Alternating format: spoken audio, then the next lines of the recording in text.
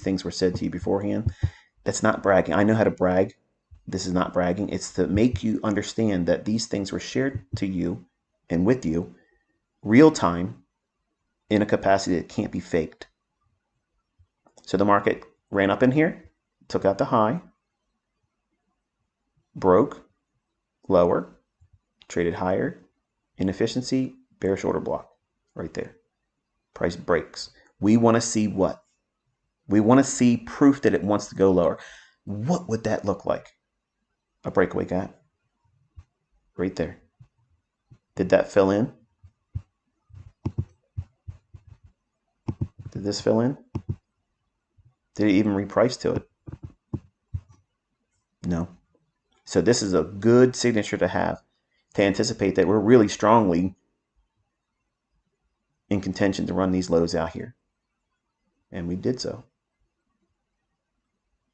Come back up, trade into this low. Why does this low, for the classic support resistance, guys? Because now you're thinking, oh, well, he's making this complicated because all I would do is sell short here. Okay, show me you entered short there. If you know that this is how it works, for the folks that come to me in my comment section, it's saying it's this and it's that, show me your trade entry on that stuff. You only talk about it after it happens. I'm talking about before it happens. And then I'm trading with real money on it. Hello. Why is this low now supposedly support after support broken now becomes resistance? That's the theory, right? That's what everybody learns in the books. Why did it work right here? Why did that happen? It has nothing to do with this low.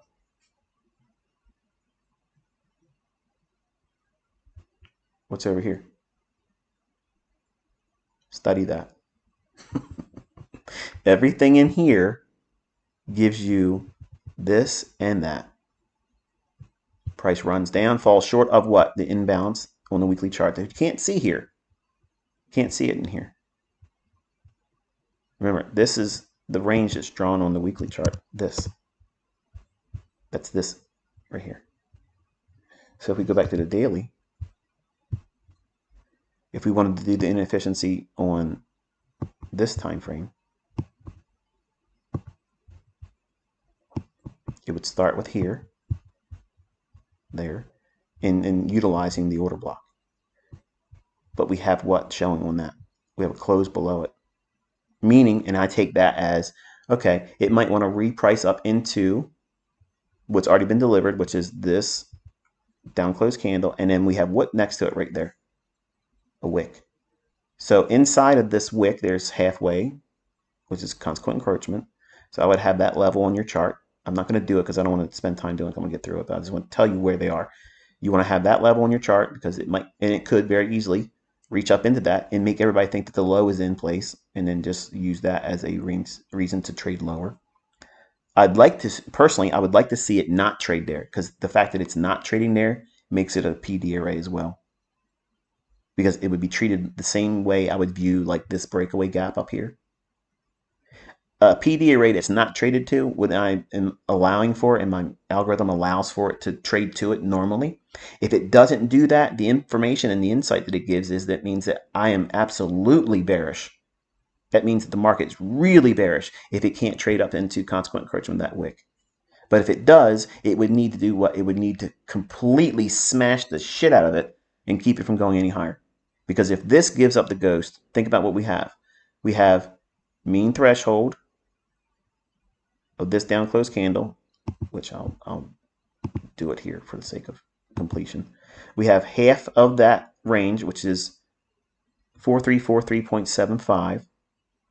Then we have the range of that inefficiency on the weekly chart, or not the weekly chart, on here. You want precision? These are the things you got to do, folks. This is too much. This is complication. Okay. Trade with mediocrity. Then you have mean threshold here. So right away we have an agreement that there's two PD arrays saying that this is reasonable to trade to.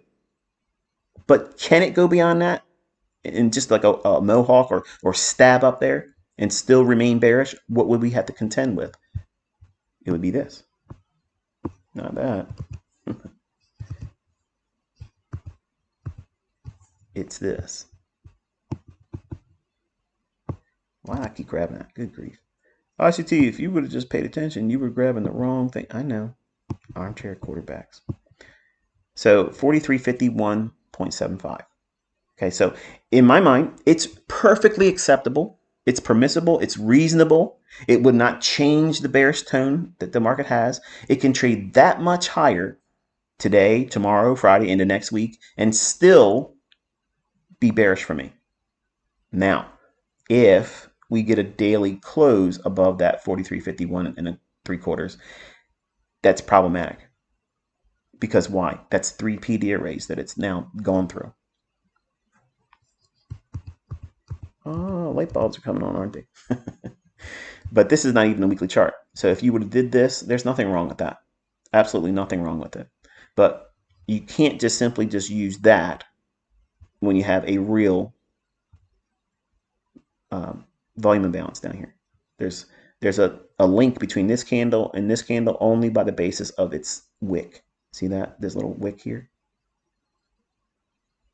So you have to encapsulate that too, just like I mentioned on the weekly chart. So if there's ever a gap or an inefficiency like a volume imbalance within a buy side or sell side imbalance or fair value gap, you have to incorporate the entirety of that because it's going to be meaningful, it's going to be impactful.